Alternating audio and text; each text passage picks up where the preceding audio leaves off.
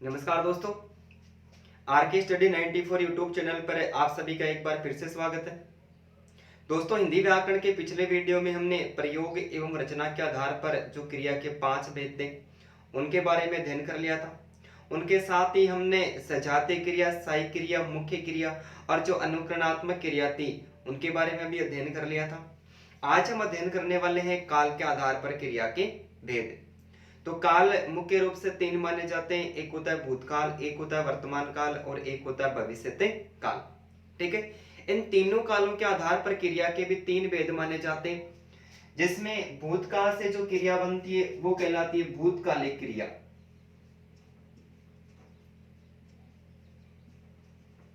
भूतकालिक क्रिया। वर्तमान काल से जो क्रिया बनती है वो कहलाती है वर्तमान कालिक क्रिया। वर्तमान कालिक क्रिया। तथा भविष्य काल से जो क्रिया बनती है वो कहलाती है भविष्यकालिक क्रिया। भविष्यकालिक क्रिया। ठीक है, काल के आधार पर क्रिया के 3 भेद माने जाते हैं, जिसमें एक होती है भूतकालिक क्रिया, एक होती है वर्तमान कालिक क्रिया और तीसरी होती है भविष्यकालिक क्रिया। सबसे पहले हम अध्ययन करते हैं भूतकालिक क्रिया की। भूतकालिक क्रिया किसे कहते हैं? ठीक है, परिभाषा। परिभाषा क्रिया के जिस रूप के द्वारा, क्रिया के जिस रूप के द्वारा किसी कार्य का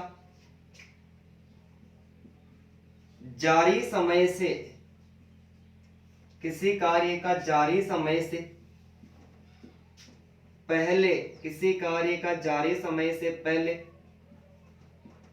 होना पाया जाता है, होना पाया जाता है, तो उसे भूतकालिक क्रिया कहते हैं। तो उसे भूतकालिक क्रिया कहते हैं। ठीक है, भूतकालिक क्रिया के भेद की बात करें तो भूतकालिक क्रिया के मुख्य रूप से 6 भेद माने जाते हैं। 6 भेद माने जाते हैं। भूतकालिक क्रिया के कुल कितने भेद? भूतकालिक क्रिया के मुख्य रूप से 6 भेद माने जाते हैं, जिसमें पहला है सामान्य भूतकालिक क्रिया। सामान्य भूतकालिक क्रिया। दूसरी है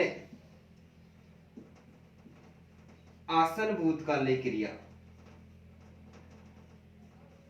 आसन भूतकालिक क्रिया। ठीक है, इन क्रियाओं को याद करने के लिए हमें सबसे पहले क्या करना पड़ेगा? हमें इनकी पहचान याद रखनी पड़ेगी कि हर क्रिया की पहचान हमें याद रखनी पड़ेगी। तो हर किस क्रिया की जो पहचान होती है वो अलग होती है, और पहचान अलग होती है तो जो वाक्य मिलेंगे वो वाक्य भी हमें अलग अलग आधार पर ही मिलेंगे। एक बार रुकी, कोई टेक्निकल ऐसी प्रॉब्लम होगी।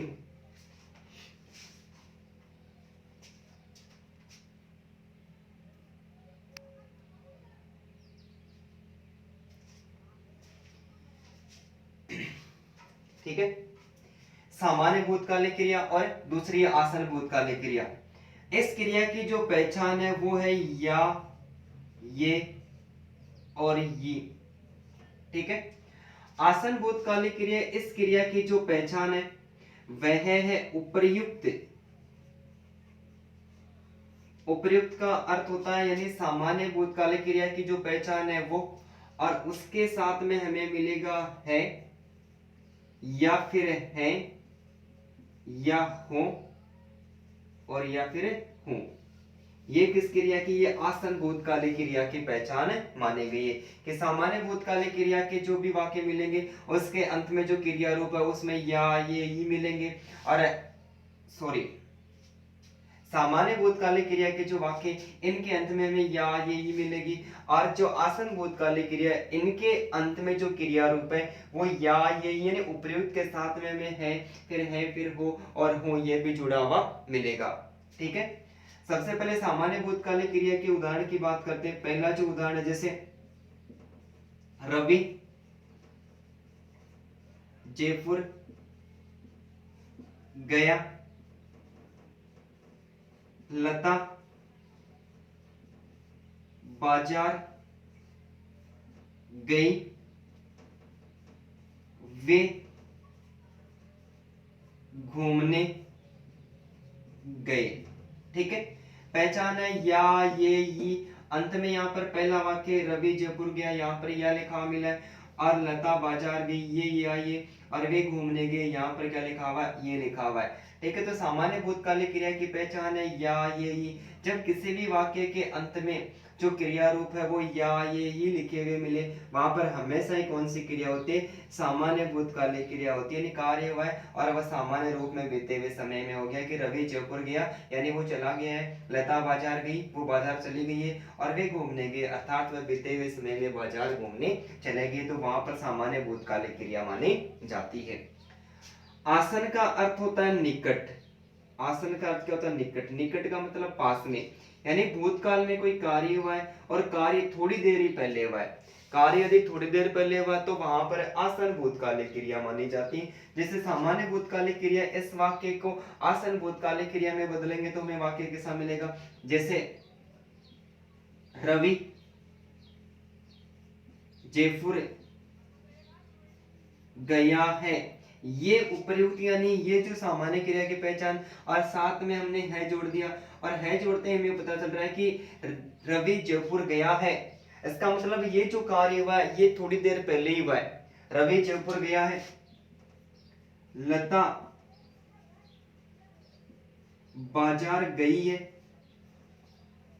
लता बाजार गई है, और वे घूमने गए हैं, वे घूमने गए हैं।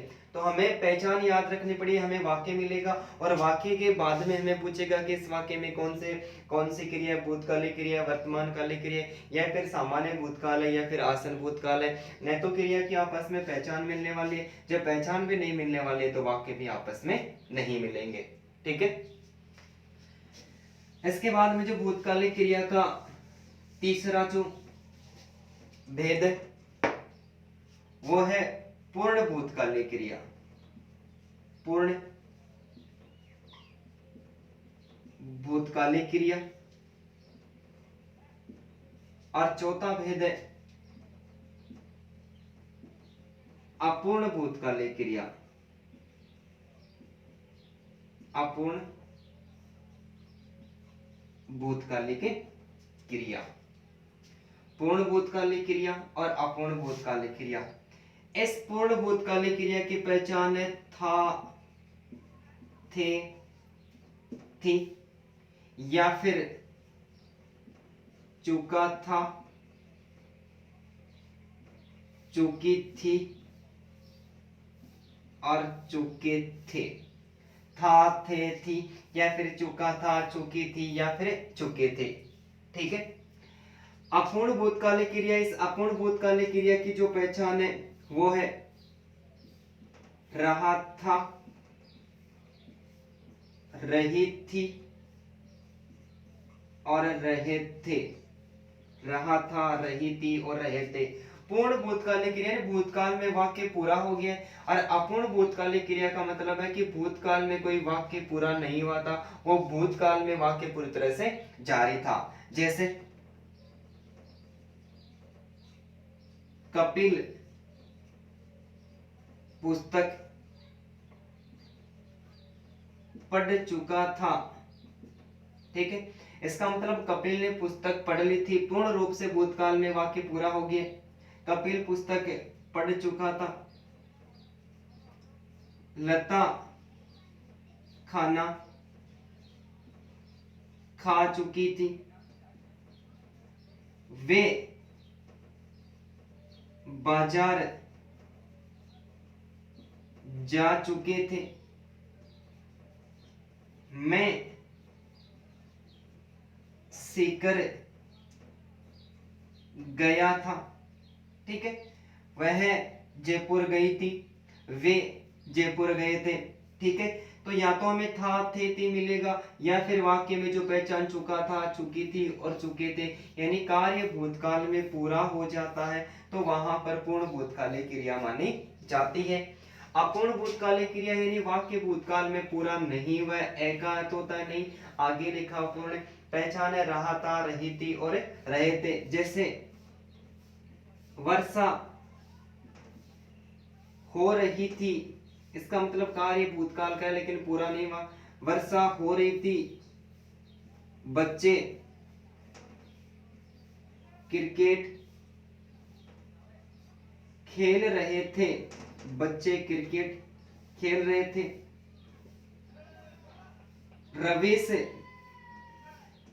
टीवी यानी टेलीविजन देख रहा था। ठीक है, तो ये भूतकाल में कार्य पूरा नहीं हुआ, इसकी पहचान है रहा था, रही थी और रहे थे। जब किसी वाक्य के अंत में रहा था, रही थी और रहे थे लिखे हुए मिलता है, वहां पर हमेशा ही कौन सी क्रिया होती है? अपूर्ण भूतकालीन क्रिया होती है। ठीक है, इसके बाद में जो भूतकालीन क्रिया का पांचवा भेद है वो है संदिग्ध भूतकालीन क्रिया। संदिग्ध भूतकालिक क्रिया, कौन सी क्रिया? संदिग्ध, यानी भूतकाल में कोई कार्य हुआ है और उस कार्य में हमें संदेह की स्थिति प्राप्त हो रही है तो वहां पर संदिग्ध भूतकालिक क्रिया मानी जाती है। और इस संदिग्ध भूतकालिक क्रिया की जो पहचान है वो है होगा, होगी या फिर होंगे। ठीक है, इसके अलावा है चूका होगा, चूका होगा, चूकी होगी और चूके होंगे। ठीक है, पांचवा भेद संदिग्ध भूतकालीन क्रिया, यानी भूतकाल में कोई कार्य हुआ है लेकिन उसमें हमें संदेह हो रहा है, जिसकी पहचान है होगा, होगी, होंगे या फिर चूका होगा, चूकी होगी और चूके होंगे। ठीक है, जैसे जैसे सुमित जयपुर गया होगा। ठीक है, यहां पर संदेह हो रहा है कि वो जयपुर गया है या नहीं गया, बीते हुए काल में जो भूतकाल है, भूतकाल में कोई कार्य हुआ है लेकिन उसमें हमें किसकी प्राप्ति हो रही? संदेह की प्राप्ति हो रही। ठीक है, अंकिता गाना गा चुकी होगी। ठीक है, वे सिनेमा देखने, वे सिनेमा देखने जा चुके होंगे, वे सिनेमा देखने जा चुके होंगे। अब हमें यहाँ पर 5 भेद पढ़ लिए और पांचों भेदों में हमने ये देखा है कि हर कोई भेद है भूतकालीन क्रिया का, जो भी भेद है, जैसे सामान्य भूतकाल है, आसन भूतकाल है, पूर्ण भूतकाल है या फिर अपूर्ण भूतकाल है। ठीक है, और संदिग्ध भूतकाल है, इनकी जो पहचान है ये पहचान हमें याद रखनी पड़ेगी।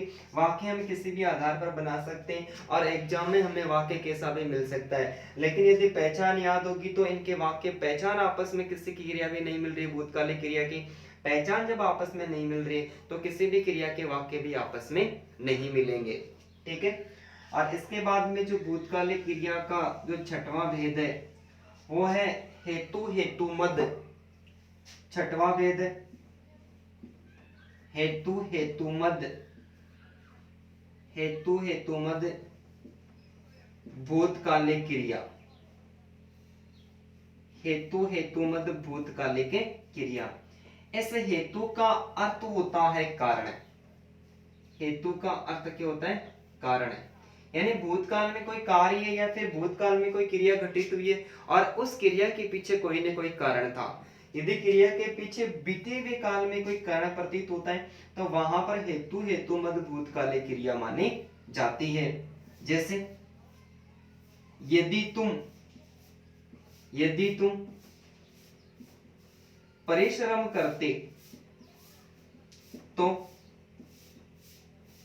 सफल भी हो जाते, परिश्रम करते तो सफल भी हो जाते। ठीक है, इसका मतलब ये कार्य कारण के आधार पर व्यतीत हुआ है कि यदि तुम परिश्रम करते, यानी बीते हुए काल का वाक्य, इसलिए किसी भी विद्यार्थी ने परिश्रम नहीं की, इसलिए वह क्या हो गया, असफल हो गया। यदि तुम परिश्रम करते तो क्या हो जाते, सफल हो जाते। अगर वर्षा होती तो फसल भी होती, वर्षा होती तो क्या होती, फसल भी होती। अर्थात वर्षा नहीं हुई थी, कारण हो गया कि वर्षा नहीं हुई थी, इसलिए क्या नहीं हुई, फसल भी नहीं हुई। तो कोई भी कार्य होता है, बीते हुए कार्य, बीते हुए समय में कोई कार्य होता है और वो कार्य किसी कारण के आधार पर होता है, तो वहां पर हेतु हेतु मद भूतकालिक क्रिया मानी जाती है। ठीक है, अब हम बात करते हैं वर्तमान कालिक क्रिया। ठीक है, वर्तमान कालिक क्रिया, वर्तमान कालिक क्रिया दूसरी है वर्तमान कालिक क्रिया। ठीक है, वर्तमान कालिक क्रिया की परिभाषा है कि क्रिया के जिस रूप के द्वारा किसी कार्य का जारी समय में, ठीक है, जारी समय में होना पाया जाता है। क्रिया के जिस रूप के द्वारा किसी कार्य का जारी समय में, यानी वर्तमान समय में, तो क्रिया के जिस रूप के द्वारा किसी कार्य का जारी समय में होना पाया जाता है, तो उसे क्या कहते हैं, तो उसे वर्तमान कालिक क्रिया कहते हैं। और इस वर्तमान कालिक क्रिया के मुख्य रूप से कितने वेद, इस क्रिया के मुख्य रूप से 5 वेद माने जाते हैं, जिसमें पहला है सामान्य वर्तमान कालिक क्रिया। कौन सी क्रिया, सामान्य वर्तमान कालिक क्रिया। और दूसरी है अपूर्ण, अपूर्ण वर्तमान कालिक क्रिया, अपूर्ण वर्तमान कालिक क्रिया। ठीक है, वर्तमान कालिक क्रिया के मुख्य रूप से कितने वेद, 5 वेद माने जाते हैं, और जिसमें पहला है सामान्य वर्तमान कालिक क्रिया और दूसरी है अपूर्ण वर्तमान कालिक क्रिया। सामान्य वर्तमान कालिक क्रिया की परिभाषा है, सॉरी पहचान है, ता है, ती है और ते है, ता है, ती है और ते है। अपूर्ण वर्तमान कालिक क्रिया की जो पहचान है वो रहा है, रही है और रहे हैं, रहा है, रही है और रहे हैं। जैसे ता है, ती है, ते सामान्य वर्तमान कालिक क्रिया की पहचान है, और भूतकालिक जो सामान्य वर्तमान, भूतकालिक सामान्य भूतकालिक जो क्रिया थी उसकी पहचान थी या ये। जैसे कार्तिक, कार्तिक पुस्तक पढ़ता है, कार्तिक पुस्तक पढ़ता है। साक्षी खाना बनाती है, वे रोजाना घूमने जाते हैं। ठीक है, कार्तिक पुस्तक पढ़ता है, साक्षी खाना बनाती है और वे रोजाना घूमने जाते हैं। इन तीनों वाक्यों में ता है, ती है और ते है, यानी ये जो पहचान है क्रिया रूप है, ता है, ती है, ते है क्रिया रूप का प्रयोग हुआ है, तो वहां पर सामान्य वर्तमान कालिक क्रिया मानी जाती है। अब पूर्ण वर्तमान, वर्तमान में कोई कार्य है और वो पूरा नहीं हुआ है, वर्तमान काल में कभी भी पूर्ण वर्तमान कालिक क्रिया नहीं होती है। अपूर्ण वर्तमान कालिक क्रिया जिसकी पहचान है रहा है, रही है और रहे हैं। जैसे वर्षा हो रही है, वर्षा हो रही है। बच्चे टीवी देख रहे हैं, बच्चे टीवी देख रहे हैं। लता चित्र बना रही है। ठीक है, वर्तमान समय में कोई कार्य पूरा नहीं हुआ यानी अपूर्ण है, इसलिए यहाँ पर अपूर्ण वर्तमान कालिक क्रिया मानी जाती है, जिसकी पहचान है रहा है, रही है और रहे। वर्षा हो रही है, बच्चे टीवी देख रहे हैं और लता चित्र बना रही है। ठीक है, इसके बाद में जो वर्तमान कालिक क्रिया का तीसरा भेद है वह है संदिग्ध संदिग्ध वर्तमान कालिक क्रिया। संदिग्ध वर्तमान कालिक क्रिया। संदिग्ध यानी वर्तमान में कोई कार्य हो रहा है और वर्तमान उस कार्य में हमें किसकी प्राप्ति हो रही है, संदेह की प्राप्ति हो रही है। जैसे पहचान है,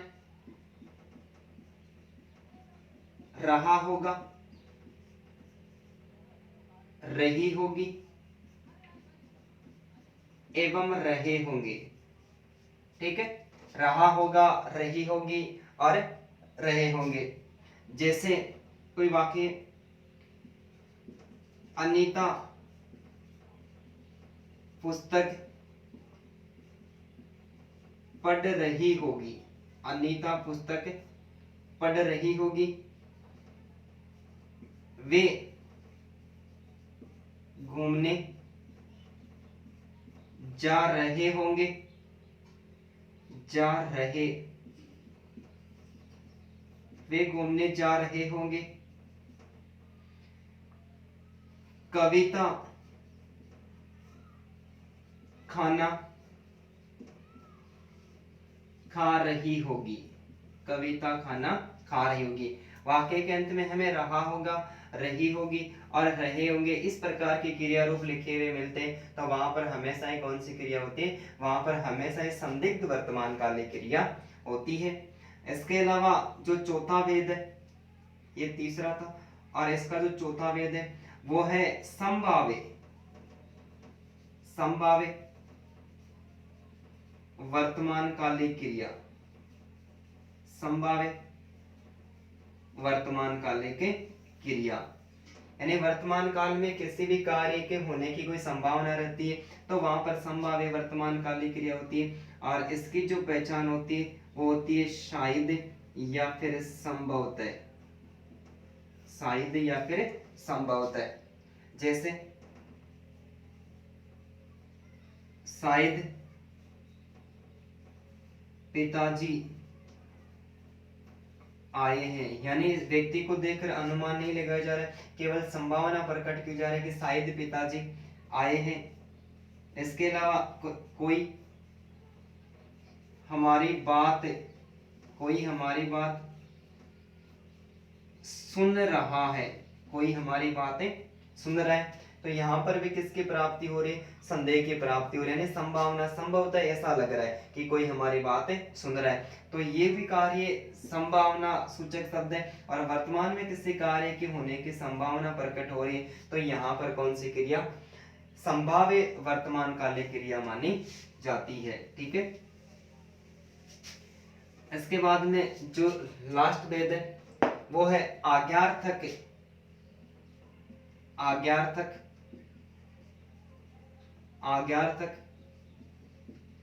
वर्तमान कालिक क्रिया। आज्ञार्थक वर्तमान कालिक क्रिया।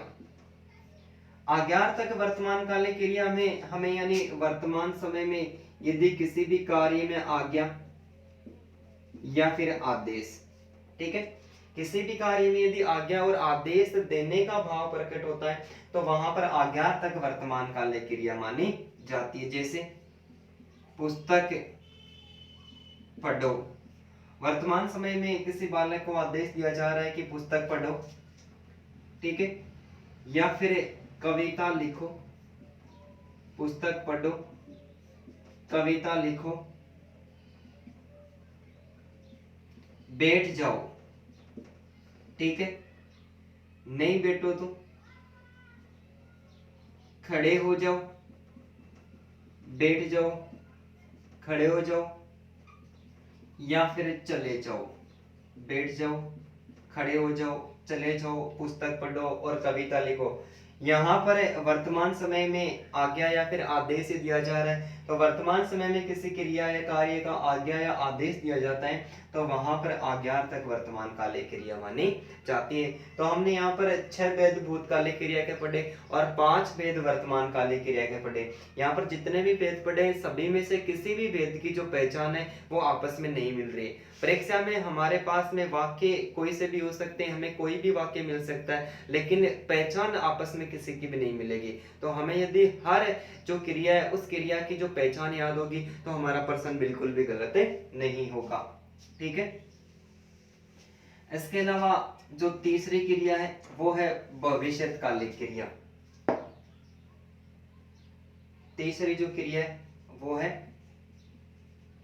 भविष्यकालिक क्रिया। ठीक है। क्रिया के जिस रूप के द्वारा किसी कार्य का आने वाले यानी आगे आने वाले समय में होना पाया जाता है तो उसे क्या कहते हैं?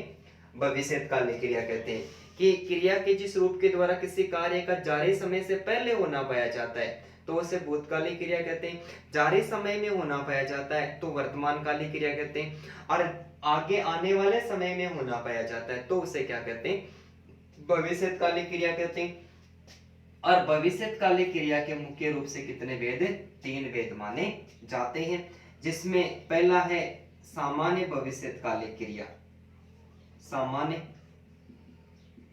भविष्यकालिक क्रिया, सामान्य भविष्यकालिक क्रिया। ठीक है। सामान्य भविष्यकालिक क्रिया की पहचान है एगा, एगी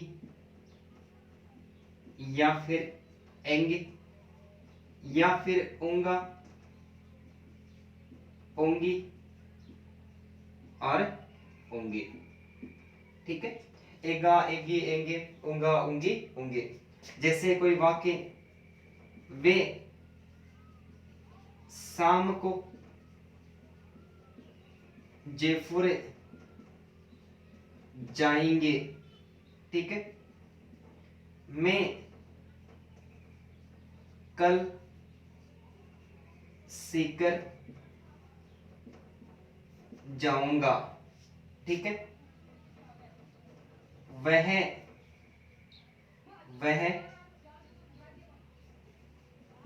रात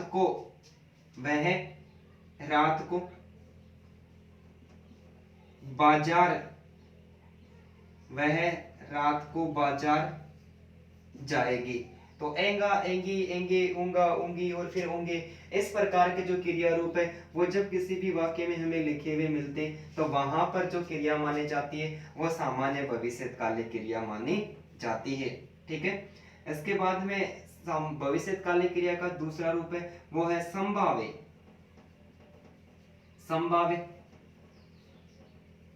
भविष्यकालिक क्रिया। संभाव्य भविष्यकालिक क्रिया यानी भविष्य में किसी कार्य के संभावना होने की स्थिति प्रकट होती है तो वहां पर संभाव्य भविष्यकालिक क्रिया मानी जाती है। और इसकी जो पहचान है वो है सकता है, सकती है या फिर सकते हैं। सकता है, सकती है, सकते हैं। आज वर्षा हो सकती है, आज वर्षा हो सकती है। ठीक है। कल वे यहां आ सकते हैं, कल वे यहां आ सकते हैं। और तीसरा रवीना परसों दिल्ली